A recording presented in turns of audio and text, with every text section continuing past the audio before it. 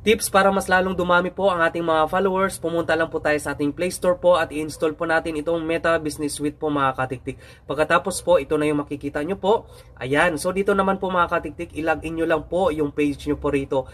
Reminders lang po mga katiktik, for page only po. So after dyan mga katiktik, ang gawin nyo po, i-click nyo po itong explore po. Ayan, sa taas po. Ayan, so lahat po na nag-react po sa ating mga videos po, ayan, post reaction po, pwede po natin sila ma-invite. So, send invites po. Ayan. Tapos, i-select all lang po natin dyan sa taas po. Ayan. So, dito po, sa lahat ng nag-like po, i-click lang po natin. Ayan. So, next. Ito lahat pong nag-like sa ating mga videos po, no? So, invites po natin. So, halimbawa, itong 21 na content creator din po natin.